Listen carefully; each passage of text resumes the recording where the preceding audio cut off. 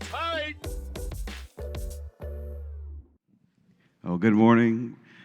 Thank you, everyone, for being here.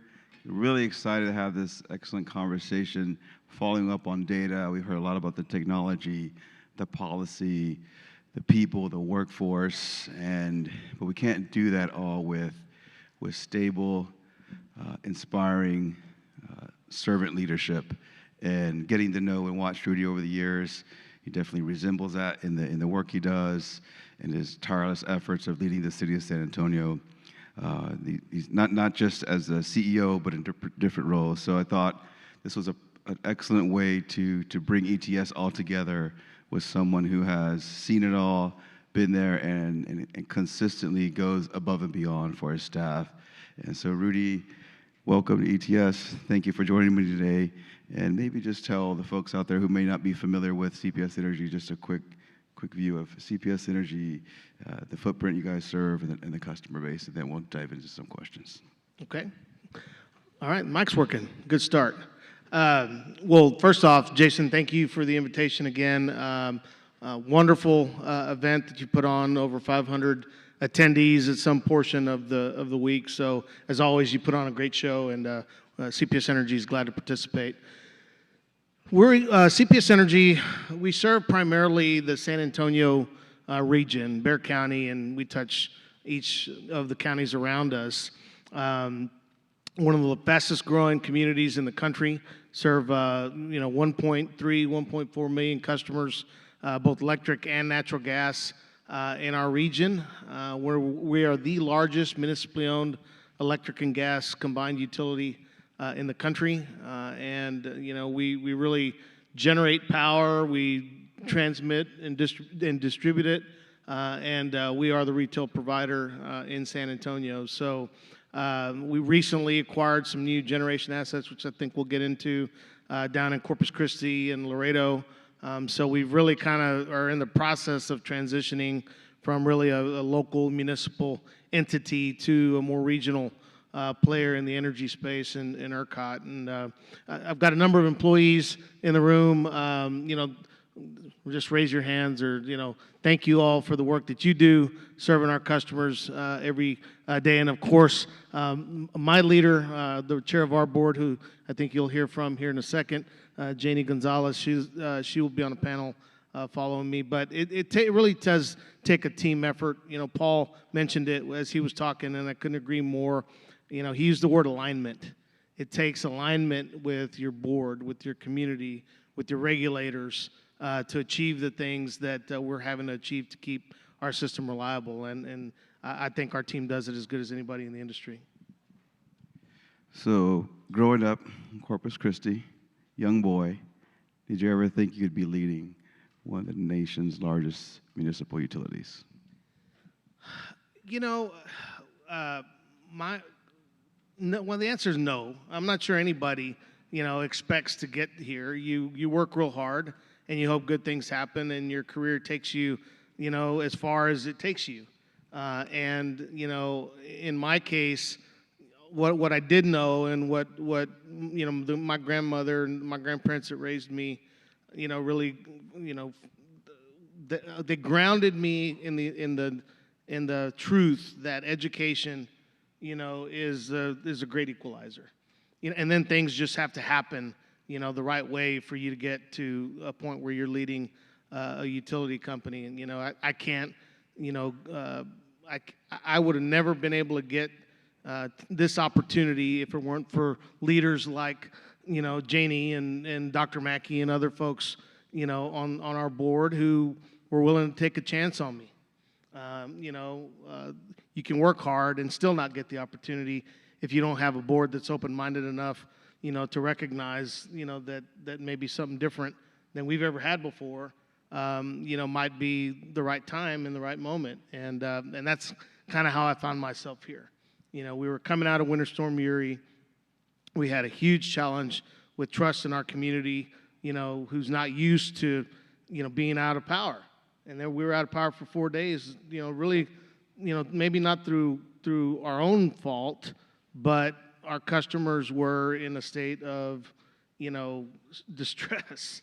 And so we all had to work together to climb out of that hole that we found ourselves in with Uri, and we made a ton of progress in 2.5 years, and I couldn't be prouder of, where we are today, but it's taken a lot of really hard work, and it's taken leadership, to stand side by side and acknowledge that as an industry we have to do better. So speaking of hard work, growing up, I know you used to help your family sell fireworks. Yeah. So what did those lessons teach you that translate to some of your leadership style and how you go about your day? You ever seen those TikTok videos, where the dad is yelling at the kid for holding the light in the right, not holding the light in the right spot? Well, that was me growing up. My family, that's kind of one of the interesting facts about myself that I always utilize is I started selling fireworks with my old man in Freer, Texas, at a fireworks stand when I started at 8 years old, and the reason I'm so good in math is because I used to try to add up $500 worth of a firework order on the back of a brown paper sack, and my dad used to just scream at me, "You got to be faster than that. You got to learn to do it in your head." And by God, if I was off 2 cents, I was going to get it. So I learned to do, really, add things up in my head pretty quick. And those years, I really didn't see a 4th of July holiday or a New Year's holiday from the time I was 8 to the time I was 16. And I didn't get paid anything, by the way. It was totally, indentured servitude, in that moment. But the one great thing about that experience is I knew that when the season was over, whatever fireworks were left over, I was going to get to fire off, and that was my reward. So, it was that hard work, just taught me a lot about, a lot of things. And I got to spend, a lot of great time with my dad, and that was great too. And then you go to UT. You talked a little bit about how you used to work, go to school.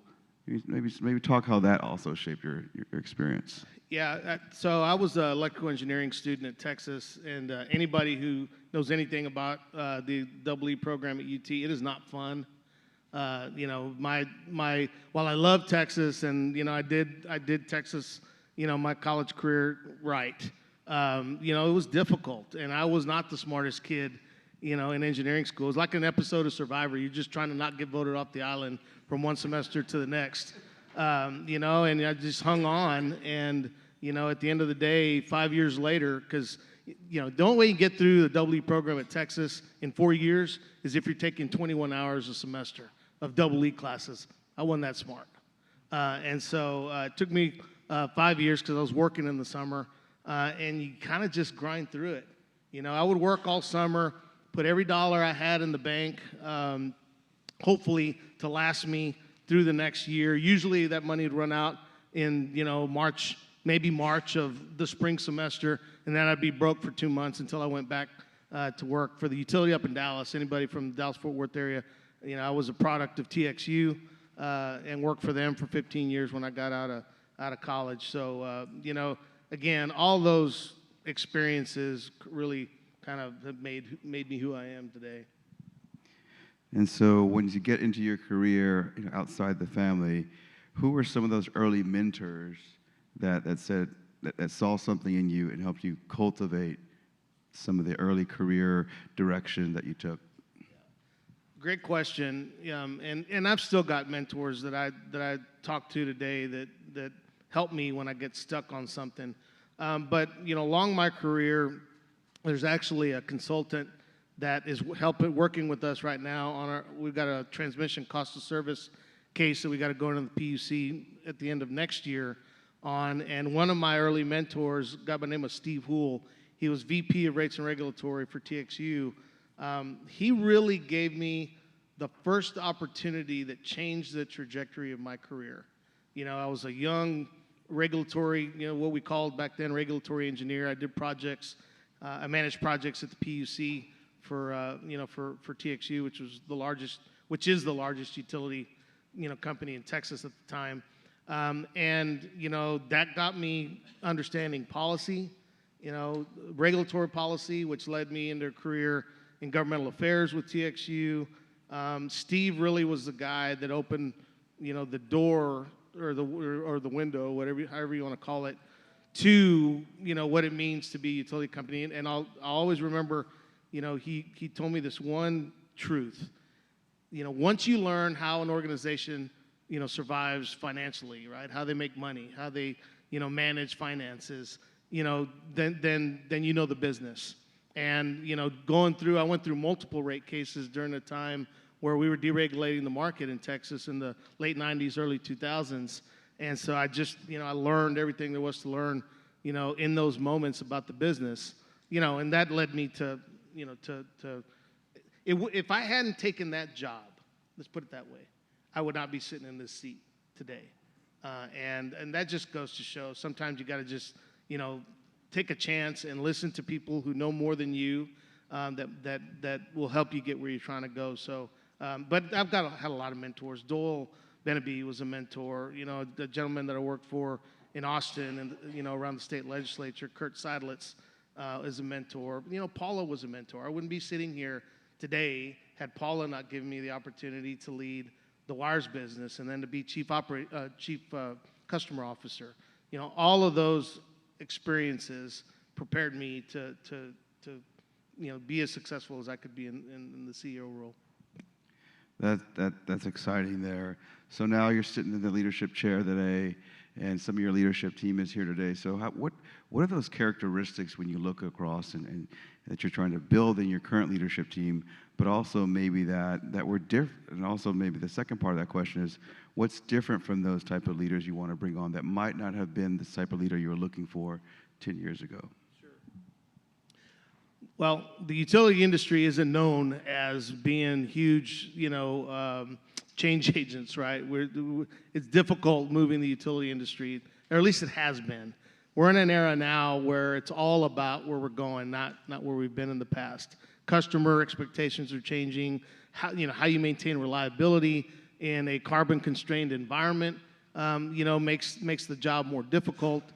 So for me, what I'm looking for and how we're trying to build our leadership team really is about, number one, being authentic. You got to be an authentic leader because people see right through the nonsense if you're not. Number two, you got to want to bring people along with you. When you get to a certain point in your career where you're a leader of people, it's no longer about you. It's about the people you lead. It's about the organization that you're responsible for. It's about the community that you serve. And so, at CPS Energy, we kind of got in a rut of not listening.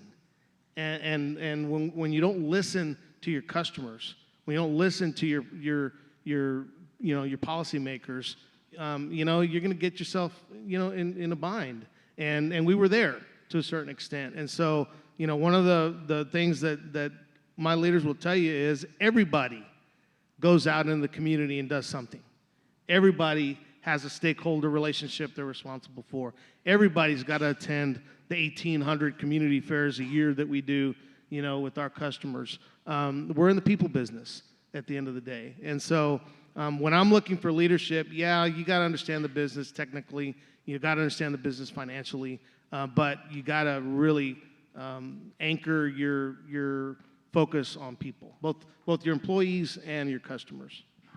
Yeah, and just to share that quick story, maybe talk a little bit about it, where I think your chief strategy officer shared on LinkedIn about the grace you had shown to her during, I guess maybe her father was sick there, and I think that's a good example of when everyone's sick, you got to be in the office, get here, and then you're able to show that and living that. So that's a good example of, I think, of the culture you're building. So maybe you talk about how that came to be, not that specific person, but just the environment where they're comfortable to share that in like what's traditionally LinkedIn is for business information, but just the grace that she was able to share that. Well, look, one of the things that we kind of got sideways on before I came into this role is our work-life balance at CPS Energy culturally was off.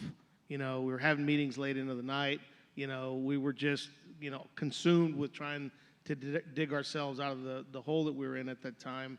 One of the things that we agreed to as a leadership team is that, look, I want my people to be with their families when they should be with their families.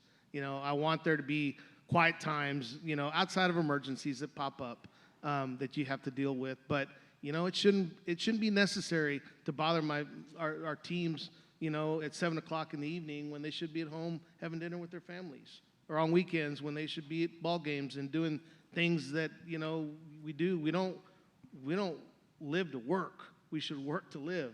And part of that living is you got to strike the right balance between needing to be where you need to be, to manage our system and needing to be at home. And so in some cases, your family members are going to get sick. You're going to go through life moments where, maybe I would rather have somebody focused on a sick spouse, or a sick child or sick, whoever it is. Because if they're at work in those moments, they're not going to be 100%. And so we got 3,500 people at CPS Energy. We can afford to have a few folks focusing on their families. And what that also does is create opportunities for young leaders to step into those moments and learn something. So is I will always lead. I'd like to think I've got a pretty big heart. I care about my people. And when they need to be gone, you know what? We'll manage through it. Thank you. So now let's transition the conversation to the 2027 vision that you've put in place, and you've set the due north with your team. Can you talk a little bit, one, about the vision, and then two, like, what are those barriers you guys need to move over to try to accomplish that vision?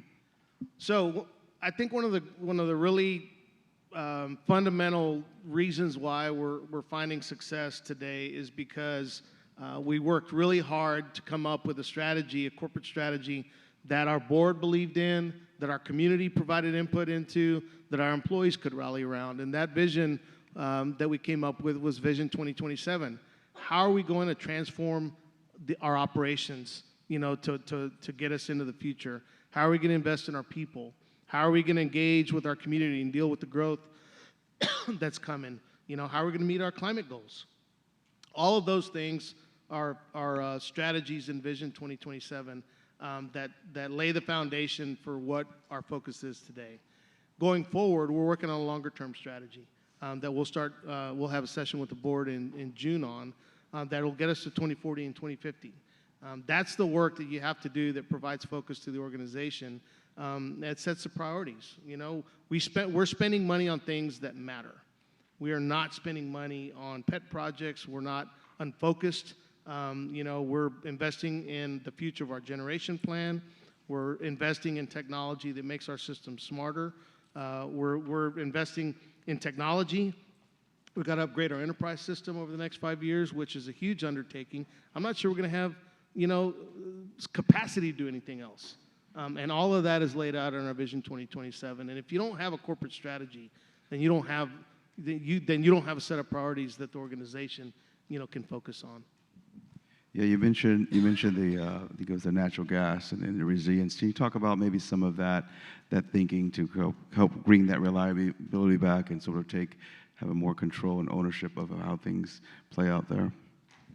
I'm real proud of the work we've done on our generation plan because we've really moved, all parts of the strategy forward. We've got, over my time as CEO, we've gotten under contract 740 megawatts of solar, in addition to the 500, 600 we already had. So we're up over a gigawatt of solar, and we've got another 500 megawatts to go. So I feel good about our ability to move that aspect of our strategy forward. We've signed a contract for 50 megawatts of battery storage. We're in the final stages of finalizing another 500 megawatts of battery storage. And we've got another 500 megawatts of that to go. We're renegotiating right now, working on our wind contracts to get more wind. We're trying to get more nuclear capacity out of our existing nuclear fleet. All of that is zero carbon. but I also have to retire old gas plants. And in a moment where there's not a lot of new gas capacity being built, which is difficult. So we went out and bid on some assets in Corpus and Laredo, about 1,710 megawatts of gas capacity that's got another 25 or 30 years of life on it. Huge step forward, for our overall generation plan, because it allows us to keep our word with the community on shutting down those old, inefficient gas units.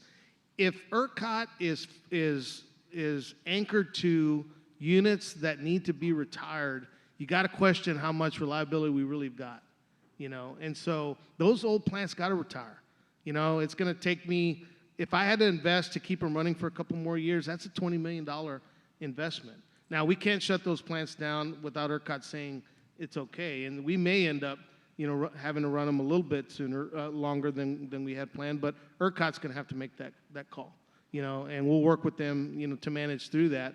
But buying the 1,710 megawatts of gas capacity really allows us to create some flexibility on building that big 600 megawatt gas plant down the road. Now we can kind of pause on that. We're going to build some peaker units as well, which we're going to keep pushing forward.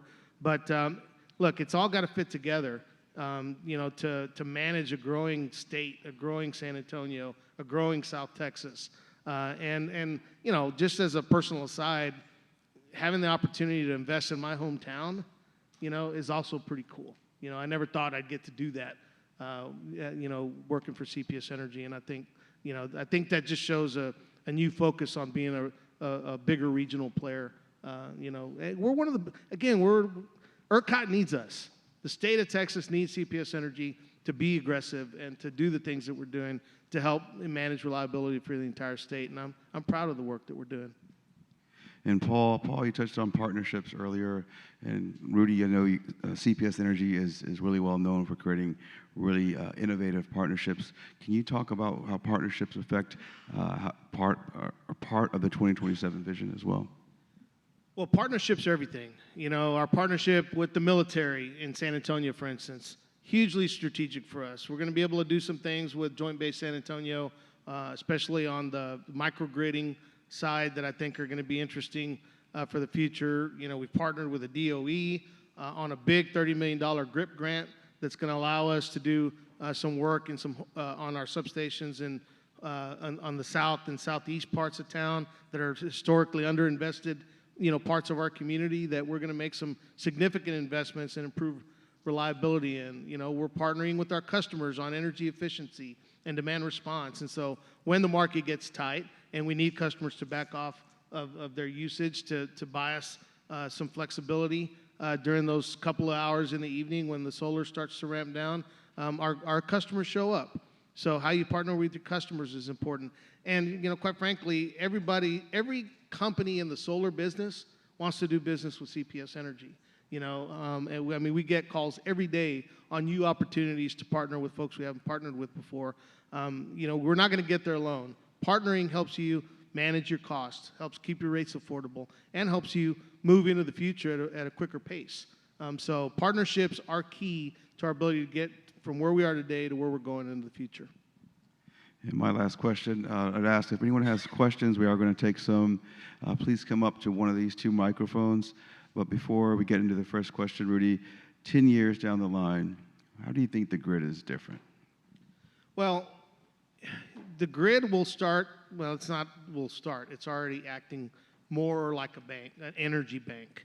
It's going to be a series of puts and takes. You're going to have to utilize distributed energy resources, at a much more aggressive, in a much more aggressive manner, which means that, the DERM systems that we're looking at, that Evan, my chief information officer, and the rest of my team are responsible for, we got to be able to see that 350 megawatts of rooftop solar and commercial solar that's on our system and send price signals. So rates have to be more, open-minded and more, more customer-centric. So there's rate work to do. There's system work to do. When you're in a constrained environment, where generation, whether you're going to find yourself in scarcity pricing.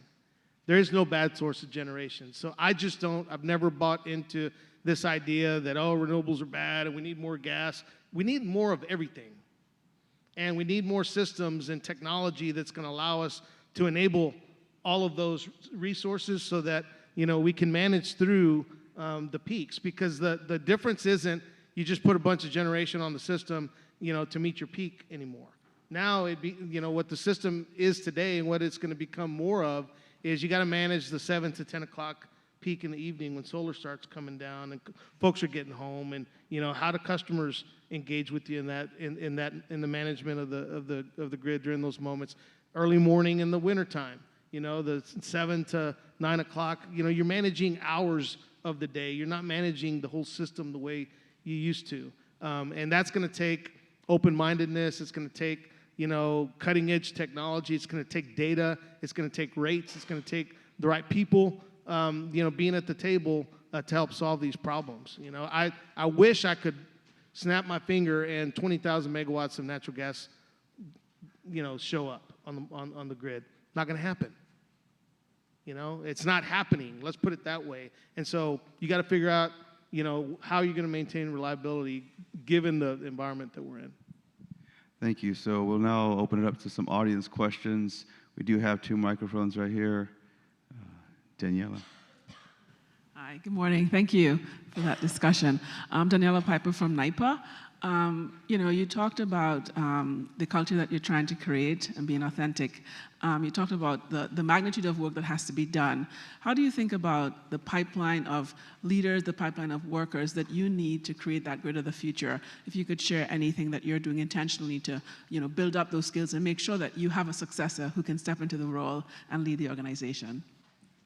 Well, for me, you gotta kick over every rock to find good people, and you gotta go places you haven't been before.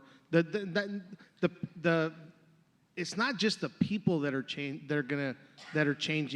and expectations of the younger workforce are different than folks that have been with us for 30 years. So you got to manage generational differences in who you're hiring, but the jobs are also changing, right? I mean, the kids coming out of college today, they want to drive drones around your system doing maintenance, and they want their data engineers that want to mine for data that create new opportunities to engage with your customers. I got to find jobs for people that are in my coal yard right now to do something different. So I can't remember. My chair called it the gentrification of the workforce, right? The workforce is just moving in some new ways. So I've got to my goal for San Antonio anyway is I want my workforce to reflect the diversity of my community. So I got to think about diversity, and not because I'm hiring people who aren't qualified, but I want my workforce to reflect, the face of my community, and so you got to hire, with purpose in that regard. So I think the market is there to hire the people you need. Maybe in the IT space is the most difficult part because everybody's competing for the same talent there, regardless of what industry you're in. The skill set is the same. So we have the hardest time, especially going into an ERP transition, that we're about to undertake. That's probably the one aspect of our workforce that causes me the most concern is how are we going to get those people. But overall, I hire children of linemen, for instance. You know why? Because they've seen their mother or father go out, day and night and weekends and holidays, and they know what it takes, to be a lineman. So for us, that's a really great recruiting ground, and we hire as many of our line workers' children as we can because they get it. So you just have to be really creative to be able to, to fill all the roles that you got. I can't serve my customers without people, period.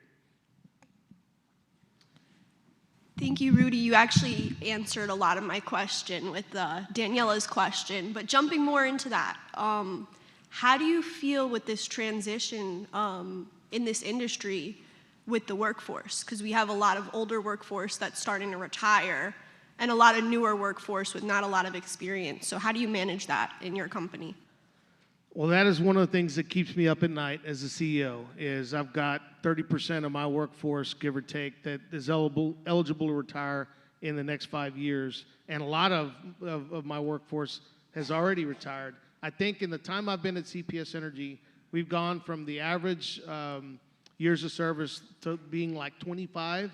I think we're down now below 10, and that's scary. What don't my linemen know? What don't my journeymen know that's going to cause me a safety issue down the road? Are our training programs right? Are our retraining programs right when new technology is being deployed, across the system? So it is a big challenge, and how we've addressed that is just to ensure that our leadership team is spending more time out in the field. I talked about all of our leaders being required to go out in the community. Guess what else I require of my leadership team? They got to get their butts out in the field and talk to our workforce on a regular basis, because we got to understand what's going on out there, where the gaps are, what help do they need from their leaders to ensure that they're successful and that they're safe. That takes engagement, and I'm proud of the fact that our employee engagement numbers have gone up every year I've been, responsible for this organization, and I'm hopeful that they'll continue to go up. Your people want to see you, and if you're out engaged with them, then you have a better chance to identify areas, of opportunity and of risk. And so that's kind of how we're managing that transition. But that keeps me up at night. My workforce has never been, younger than it is right now.